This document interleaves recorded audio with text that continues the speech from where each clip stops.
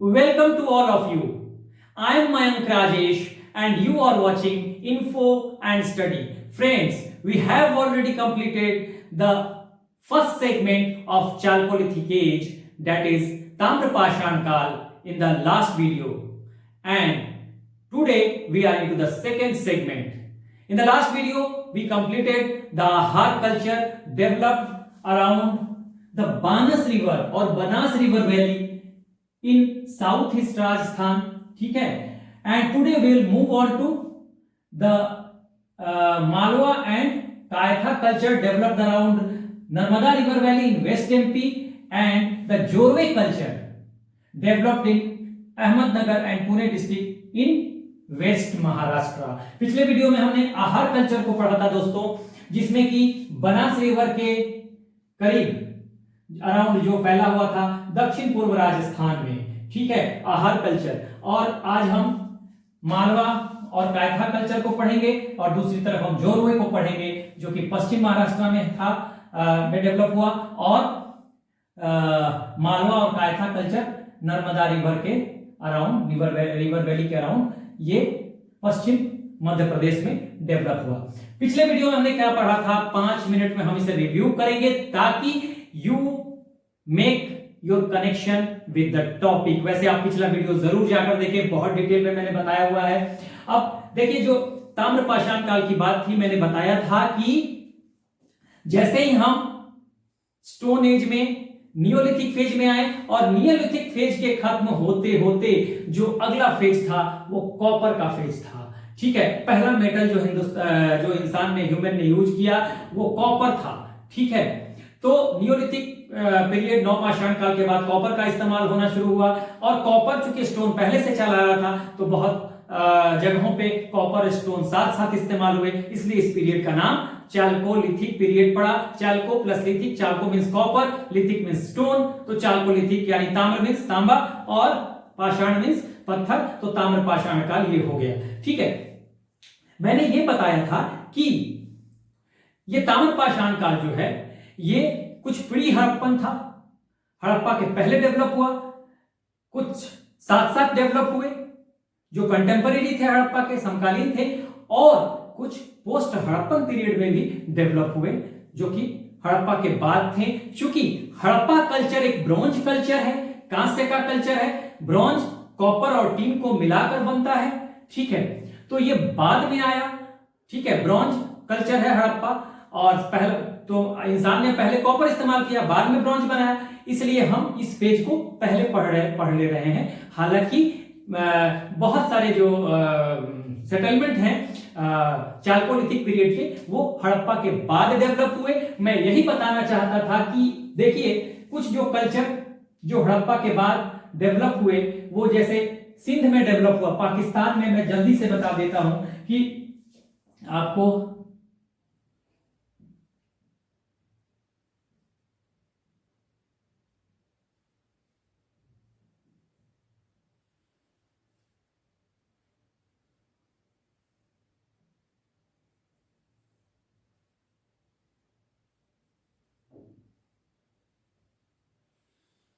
ये मैंने एक रफ ड्राफ्ट कर लिया है। ये हिंदुस्तान, ये पाकिस्तान। ठीक है, ये देखिए ये पाकिस्तान है, और मैंने ये बताया था कि कुछ कल्चर जो पोस्ट हड़प्पन पीरियड में डेवलप हुए, चाल्कोलिथिक कल्चर, वो इस तरह से थे। देखिए, कुछ संस्कृतियां डेवलप हुई सिंध में। सिंध ये एरिया है, देखिए ये एरिया सिंध हो गया, इधर का ये पूरा सिंध हो गया। ठीक है, और ये पूरा सिंध हो गया, तो यहां पर झूकड़ झाकड़ संस्कृति डेवलप हुई। फिर ये भारत का जो पंजाब है, इधर भारत का पंजाब देखेंगे, पंजाब, और इधर पाकिस्तान का पंजाब है, तो पाकिस्तान के पंजाब वाले क्षेत्र में, पंजाब बहावलपुर वाले क्षेत्र में सिमेट्री एज कल्चर, कब्रगाह एज संस्कृति डेवलप हुई। सिमेट्री एज कल्चर का मतलब कब्रगाह एज संस्कृति, क्योंकि यहाँ एज के शेप में वो कब्र रखे जाते थे, तो इसलिए सिमेट्री एज कल्चर डेवलप हुआ। गुजरात जो भारत वाला है इधर, ये वाला, ठीक है, ये गुजरात में यहाँ पर रेड शाइनिंग वेयर यानी कि लाल चमकीले मृदभांड, वेयर का मतलब मृदभांड और मृदभांड का मतलब मिट्टी के बर्तन, तो ये कल्चर डेवलप हुआ।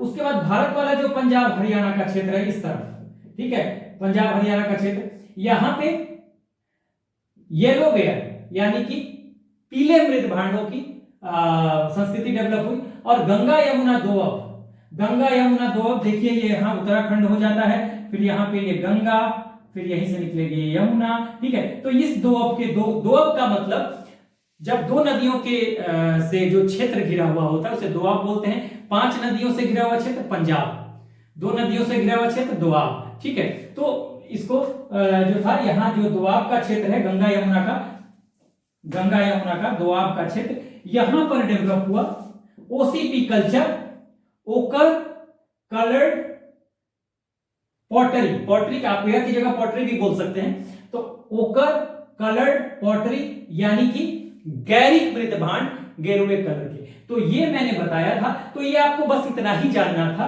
हमें मेन पढ़ना था ये, जहां हमने की ये बता दिया था कि जो चालकोलिथिक कल्चर डेवलप हुए समकालीन या बाद में कुछ है इसमें, तो ये तो परवर्ती हैं, ये इसमें भी कुछ समकालीन है और बाद के भी कुछ है।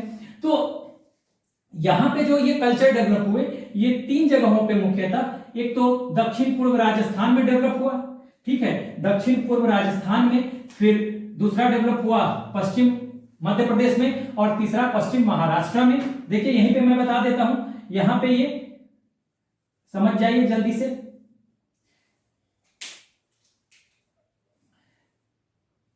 ये राजस्थान, ठीक है, राजस्थान का क्षेत्र हो गया, ये गुजरात हो गया, ठीक है, गुजरात हो गया, उसके बाद ये मध्य प्रदेश हो गया, और ये महाराष्ट्र हो गया, ठीक है, ये महाराष्ट्र हो गया। तो यहां पर देखिए राजस्थान में यहां पे साउथ ईस्ट महाराष्ट्र ऐसे होगा ना, अगर हम देखें तो साउथ ईस्ट महाराष्ट्र पड़ेगा, दक्षिण पूर्व महाराष्ट्र कह रहे हैं, साउथ ईस्ट राजस्थान पड़ेगा यहां पे। तो साउथ ईस्ट राजस्थान में ये culture Banas river culture develop हुआ। उसके बाद हम वेस्ट एमपी की बात करते हैं, इधर वेस्ट एमपी, ये पूरा एमपी है और इधर वेस्ट एमपी।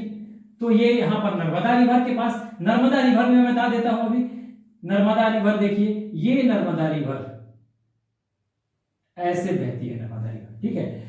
तो इसके अराउंड वेस्ट एमपी में डेवलप हुआ मालवा कल्चर कहिए या कायथा कल्चर कहिए। कायथा जो था पहले आया, दोनों एक ही कल्चर है, कायथा पहले आया और मालवा जो है वो आया बाद में। कायथा के बाद ही मालवा वहां पे डेवलप हो गया। तो बाद में मालवा का इंपॉर्टेंस बढ़ गया। तो कहीं कहीं अब किताबों में ज्यादातर मालवा ही देता है, तो आप इससे टेंशन मत लीजिएगा, कायथा और मालवा एक ही कल्चर है जो कि पश्चिम मध्य प्रदेश में नर्मदा रिवर वैली के अराउंड ये डेवलप हुआ, ठीक है। उसके बाद वेस्ट महाराष्ट्र, तो महाराष्ट्र तो मैंने बताया कि ये महाराष्ट्र हो गया, तो वेस्ट महाराष्ट्र पश्चिम महाराष्ट्र में इधर ही होगा, ठीक है। तो ये पूरा मैंने बता दिया था, मैप में भी आपको बता दिया ताकि आप कनेक्ट कर सके। हमने जो खत्म किया था, हमने खत्म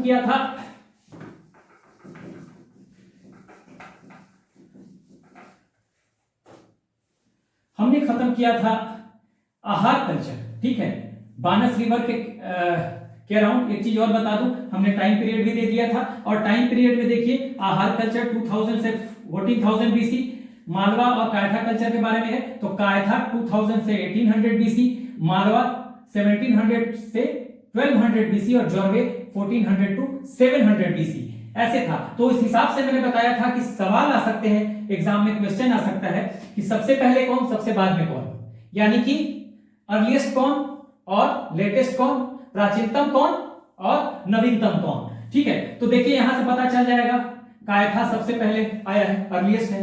उसके बाद आहार में कई जगह पे आपको 2400 बीसी टू 1400 बीसी भी देगा कई किताबों में, लेकिन ज्यादातर माना इसी को जाता है, ठीक है। पहला ये अर्लीस्ट, उसके बाद ये, उसके बाद थर्ड देखिए ये, और लेटेस्ट है जॉर्वे। तो आपको ये दे सकता है एग्जाम में कि अर्लीस्ट कौन है, 4 ऑप्शन दे देगा, लेटेस्ट कौन है, या इनको कालानुक्रम के अनुसार लगाएं, यानी कि इंक्रीजिंग ऑर्डर डिक्रीजिंग ऑर्डर, ठीक है, वैसे लगाना है, मतलब कि reverse order and forward order ऐसे लगाना है, रिवर्स लगाना है या फॉरवर्ड में लगाना है। तो उसको हमें देखना है कि हम बढ़ते हुए या घटते हुए क्रम में कैसे लगा सकते हैं इस टाइम पीरियड को, तो मैंने बताया था कि आप ऐसे याद रखो KAMJ, हाँ काय था, उसके बाद आहार, फिर मालवा और फिर जोड़वे। इस तरह से आप लगा सकते हो। मैंने एक ट्रिक भी बताई थी, कब आओगे मिस्टर जॉन, ठीक है, कब आओगे मिस्टर जॉन, के से कब, ए से आओगे, एम से मिस्टर और जे से जॉन, ठीक है। तो ये हमें समझ लेना है कि इससे क्वेश्चन बन सकता है, ठीक है। तो ये मैंने बता दिया था। आहार के बारे में भी मैंने बहुत सारी चीजें बता दी थी, ठीक है। तो अभी हम एक बार आहार को भी देख लेंगे, हम पूरा इसको मिटाते हैं और फिर हम फ्रेश इसको बनाएंगे, इसको मिटाकर इन तीनों को, और फिर हम बताते हुए इन दोनों को कवर करेंगे। ओके, चलिए, तो इस वीडियो में हम खत्म करने वाले हैं ये नर्मदा रिवर वैली के अराउंड जो डेवलप हुआ मालवा और कायथा कल्चर पश्चिम मध्य प्रदेश में, और जोरवे कल्चर पश्चिम महाराष्ट्र में। हमने पिछले वीडियो में जो खत्म किया था वो हमने बनास रिवर वैली के अराउंड जो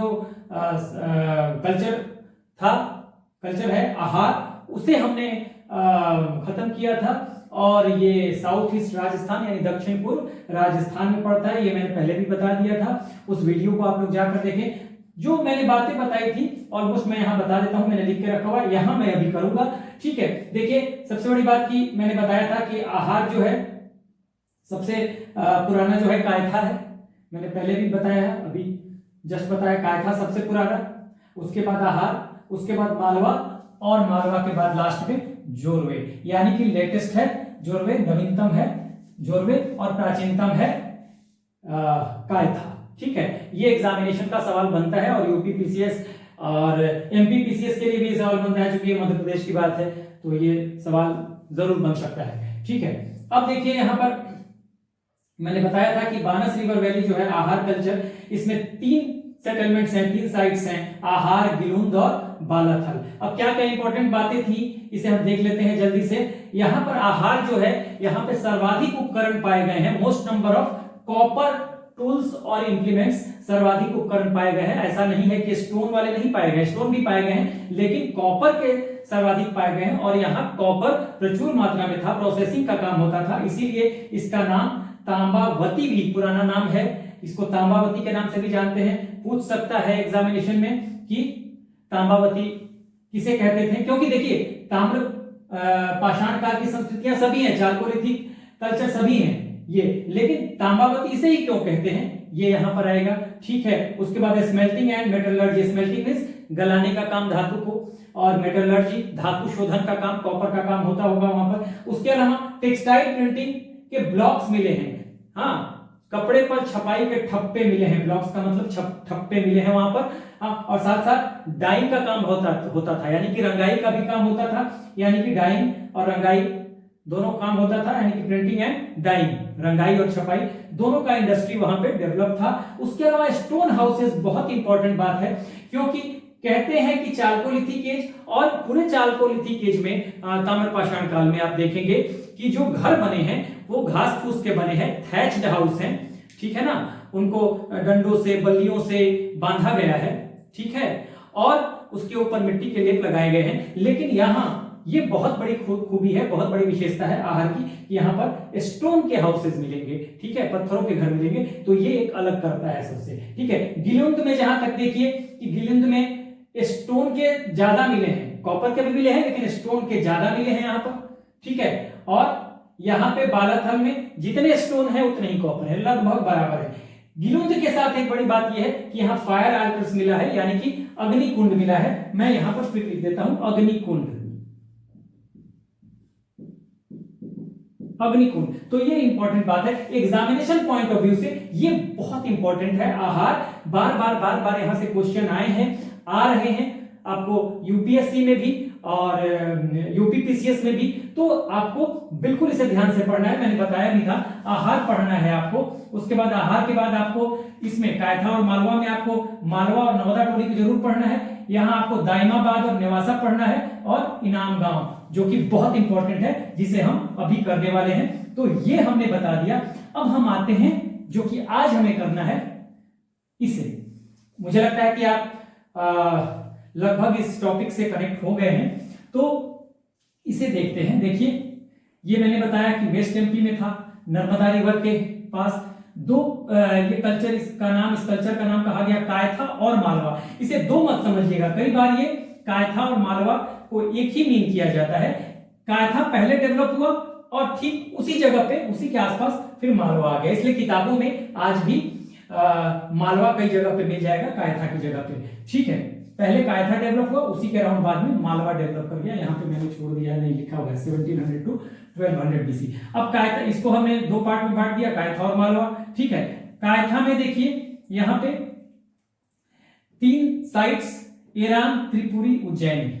कोई इंपॉर्टेंस नहीं है, बस इतना जानना है कि 3 साइट्स है। अगर एग्जाम में आ जाए कि इसमें से कौन कायथा से रिलेटेड है तो आप कर सकते हो, लिख सकते हो। ठीक है, अब इसमें खाली इतना जान लीजिए कि एरन जो है ये सागर डिस्ट्रिक्ट में है, त्रिपुरी जो है ये जबलपुर डिस्ट्रिक्ट में है, उज्जैन के आसपास है। ठीक है, तो ये समझ जाइए आप इसको। हमें देखना है मालवा। ठीक है, अब मालवा को देखिए। मालवा के बारे में सबसे बड़ी बात, यहां पे मैं लिखना शुरू करता हूं। मालवा में सबसे पहली बात कि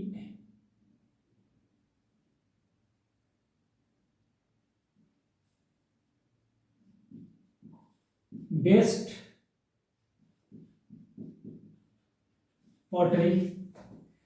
पॉटरी यहां का हाई क्वालिटी पॉटरी होगा, अभी मैं समझाऊंगा। दूसरी बात, यहां मिले हैं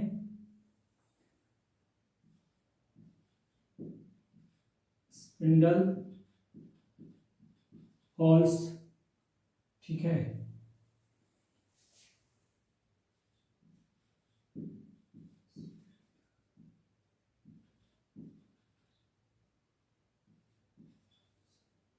स्पिंडल हॉल्स। और तीसरा पॉटरी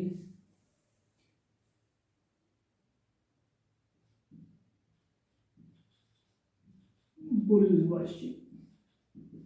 देखिए, 3 इंपॉर्टेंट बातें मालवा के बारे में।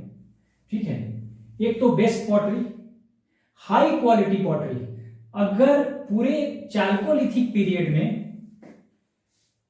सबसे बेहतरीन क्वालिटी की अगर पॉटरी मिली है, मृदभांड मिले हैं, तो वो मालवा में मिला है। ठीक है, उसको अच्छी तरह से पकाया गया है। ठीक है, अच्छी तरह से उस पे काम किया गया है। ठीक है, उसको प्लस ये कहा गया कि रेड एंड ब्लैक वेयर इनको कहा गया। हाँ, लाल और काले मृदभांड, उनका बेस लाल होता था और उस पे काले रंग से उस पे चित्रकारी या पेंटिंग की जाती थी। जैसे मैं कह रहा हूं कि अगर ये एक तरह का हमने लाल कलर का ये बना दिया, ठीक है, ये लाल कलर का बना दिया, अगर हमने ये घड़ा बना दिया, ठीक है, ये कोई हमने बना दिया बर्तन मृदभांड मिट्टी के। ठीक है, अब ये रेड हो गया, ये पूरा बेस इसका रेड है। ठीक है, पूरा बेस रेड है और इसके ऊपर इसके एज को कर दिया गया चित्रकारी ब्लैक से, यहां पे कुछ चित्रकारी कर दी गई। ठीक है ना, तो ये इस तरह से मालवा में पोट्री बनाए जाते थे। हाँ, मृदभांड बनाए जाते थे। तो बेस्ट क्वालिटी का मृदभांड अगर आपसे एग्जाम में पूछा जाए कि पूरे ताम्रपाषाण, पूरे चाल्कोलिथिक कल्चर में सबसे ज्यादा बेहतरीन क्वालिटी का या बेस्ट क्वालिटी का पोट्री जो था, मृदभांड जो थे, वो कहां बनते थे, तो आपका आंसर निश्चित तौर पे मालवा होगा, आपको याद रखना है। दूसरी बात, स्पिंडल वॉल्स मिले हैं, यानी कि चरखा और तकली मिले हैं। ठीक है ना, ठीक है, यानी कि these people knew about the spinning and weaving। ठीक है ना, सूत काटने को लेकर, बुनाई को लेकर वो इसकी जानकारी थी यहां के लोगों को। दूसरी बात, ये तभी था जब यहां कॉटन था यानी कपास था, तो जहां आपको ये मिले, हाँ, चरखा और तकली, इट मींस कि वहां पे कॉटन का काम था, कॉटन वहां पे था। ठीक है ना, कपास की खेती होती थी वहां पर। क्यों? क्योंकि मालवा वैसे भी वहां पे ब्लैक सॉइल है, ठीक है, काली मिट्टी है, तो कपास के लिए वो उपयुक्त है। तो ये ध्यान रखिएगा, अगर कपास की बात हो तो कपास मालवा में भी है, ठीक है, नेवासा में भी होगा आपको, ठीक है। उसके बाद बुल वर्शिप, वृषभ पूजा। वृषभ पूजा बहुत इंपॉर्टेंट है। कहां वृषभ की पूजा होती थी भाई? तो मालवा में होती थी, ठीक है। कहां स्पिंडल वॉल्स मिले हैं? चरखा तकली कहां मिला है? तो मालवा में मिला है। बेस्ट क्वालिटी के पॉटरी कहां थे या मृदभांड कहां थे? तो मालवा में थे, ठीक है। इसमें हमें नहीं देखना। नवदा टोली, नवदा टोली भी बहुत इंपॉर्टेंट है। देखिए नवदा टोली में सबसे बड़ी बात यहां पे है कि यहां पे मोस्ट नंबर ऑफ एक्सकैवेशंस, सबसे ज्यादा खुदाई हुई है। ताम्र पाषाण काल के जितने भी सेटलमेंट है वहां सबसे ज्यादा खुदाई नवदा टोली में हुई है। Most number of excavations, most number cereals and crops, सबसे अधिक प्रकार के अनाज और फसल जो हैं नौदा टोली से पाए गए।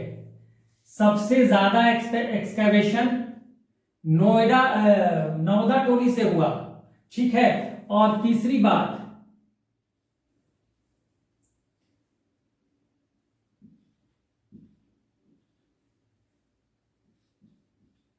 लार्जेस्ट रूरल सेटलमेंट, ठीक है। पूरे ताम्र पाषाणकालीन जो सेटलमेंट्स हैं उसमें सबसे बड़ी ग्रामीण सभ्यता, ग्रामीण सेटलमेंट, ग्रामीण बस्ती जो थी वो नौदा टोली थी। तीन महत्वपूर्ण बातें बहुत इंपॉर्टेंट है। मोस्ट नंबर ऑफ एक्सकैवेशंस कहां से हुए? ताम्र पाषाणकालीन जो संस्कृतियां थी उसमें जो साइट्स थे उसमें सबसे ज्यादा खुदाई जो हुई है नौदा टोली से हुई है। सबसे ज्यादा अनाज और फसलों के टाइप जो पाए गए हैं कहां पाए गए हैं? नौदा टोली से पाए गए हैं, ठीक है। नौदा टोली की क्या खूबी है? लार्जेस्ट रूरल सेटलमेंट, सबसे बड़ा या सबसे बड़ी ग्रामीण बस्ती, हाँ, चालकोलिथिक कल्चर की। तो ये बहुत इंपॉर्टेंट है आपको, नौदा टोली, ये बहुत इंपॉर्टेंट है, ये बहुत इंपॉर्टेंट है, ठीक है। अब आ जाते हैं हम कहां पर? जॉर्वे कल्चर की तरफ, ठीक है। तो जॉर्वे में हमें एक दाइमाबाद, नेवासा और इनाम गांव, इन तीनों के बारे में ही जानना है, ठीक है। तो इसे हम समझते हैं। देखिए मैंने कहा ना कि लार्जेस्ट सेटलमेंट ग्रामीण, अगर ग्रामीण है तो तब तो नौदा टोली है, लेकिन सबसे बड़ी बस्ती या बिगेस्ट सेटलमेंट, लार्जेस्ट सेटलमेंट अगर हो, चाहे शहर हो गांव हो, ओवरऑल, तो वो होगा दाइमाबाद, ठीक है, वो होगा दाइमाबाद। तो अब हम देखते हैं। देखिए सबसे बड़ी बात,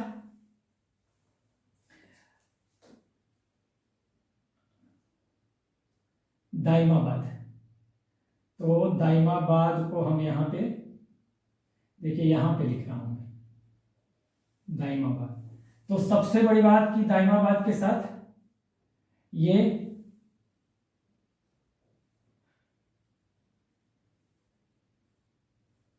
बिगेस्ट सेटलमेंट है दाइमाबाद,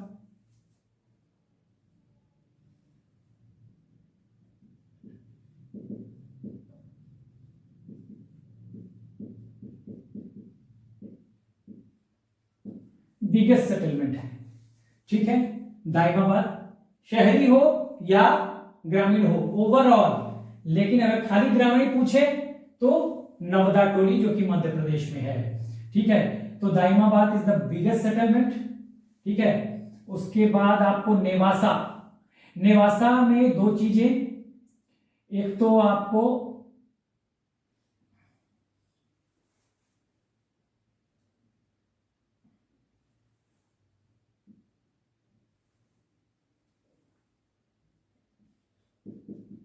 कॉटन और दूसरा फ्लैक्स।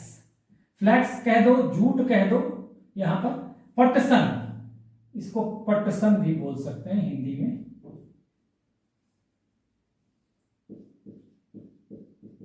पटसन, जैसे मालवा में काली मिट्टी है, नेवासा में भी काली मिट्टी है, ठीक है। तो नेवासा में कॉटन और फ्लैक्स, इन दोनों की बात होगी, ठीक है। यहां पे भी काली मिट्टी है।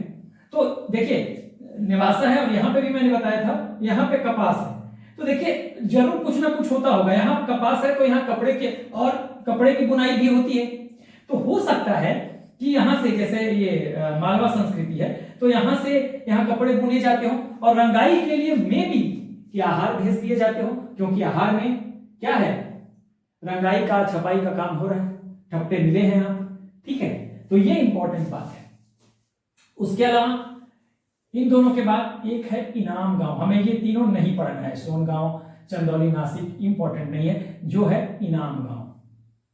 तो इनाम गांव के लिए दो चीजें हैं। देखिए इनाम गांव में पहली बात कि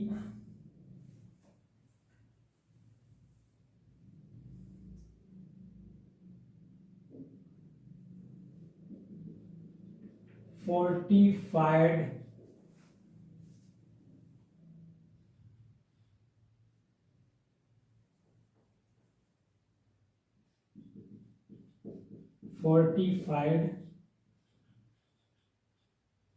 हाउसेस और फिर class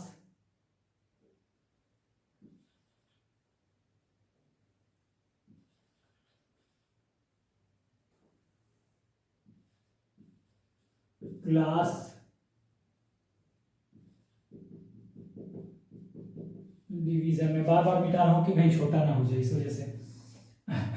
fortified houses and class division, ये इनाम गांव की बात है, ठीक है। देखिए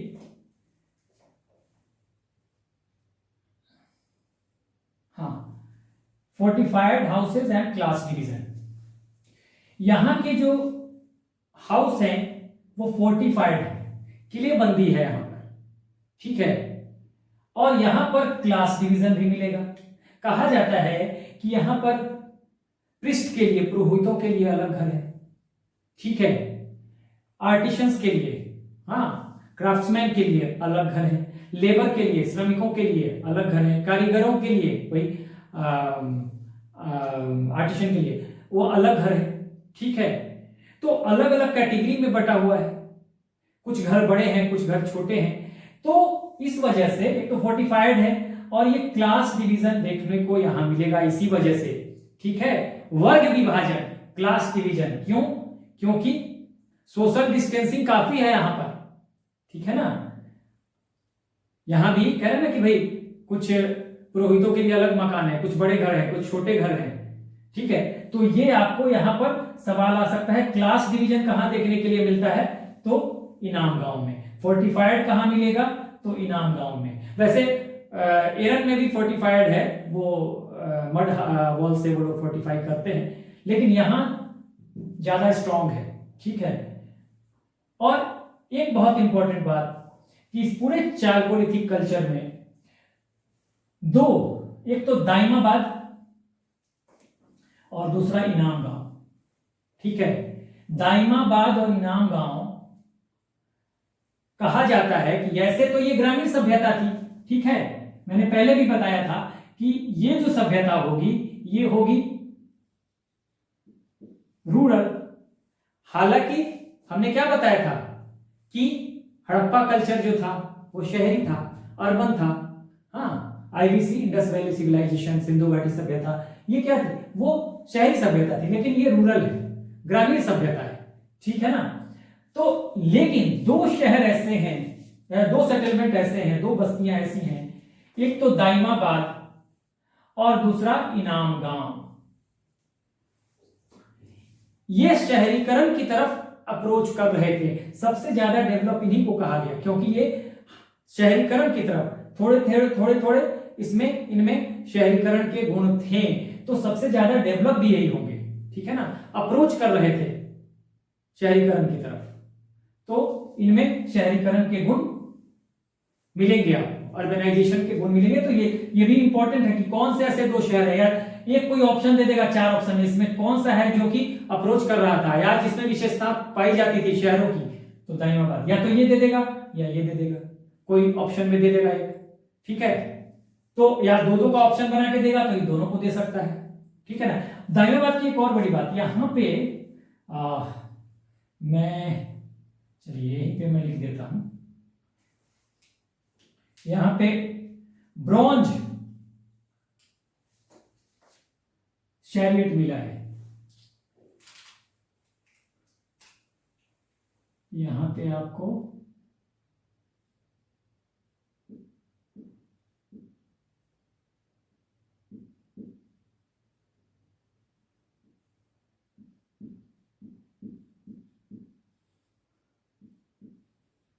ब्रॉन्ज चैरियट, ब्रॉन्ज चैरियट का मतलब कांसे का रथ, ठीक है ना, कांसे का रथ बहुत इंपॉर्टेंट है। देखिए एक तो बिगेस्ट सेटलमेंट है कौन सा, दाइमाबाद, दूसरा ब्रॉन्ज चैरियट मिला है, यानी कि कांसे का रथ मिला है। और कांस्य सभ्यता कहां थी, ब्रॉन्ज कल्चर कहां था, हड़प्पा में था, यानी कुछ ना कुछ अंतर संबंध था हड़प्पा से इसका, हो सकता है कि व्यापारिक संबंध हो, ठीक है। यह भी कहा गया कि हड़प्पा संस्कृति के कुछ लोगों का कहना है कि खत्म होने के बाद यहां से कुछ लोग गए दाइमाबाद और वहां उन्होंने वहां की सोसाइटी डेवलप की, ठीक है, तो वहां का एक नया समाज डेवलप किया, ठीक है, वहां एक नया कल्चर डेवलप किया। तो ये बातें हैं दाइमाबाद के बारे में। दो इंपॉर्टेंट बात, बिगेस्ट सेटलमेंट, ब्रॉन्ज चैरियट यानी कि कांसे का रथ, याद रखिएगा, नोट कर लीजिएगा।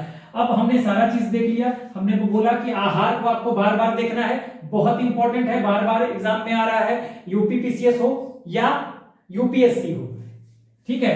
इसमें आपको मालवा और नौदा टोली, इसमें मालवा और नौदा टोली आपको देख लेना है, बिल्कुल बार बार देखिए इसको, ठीक है।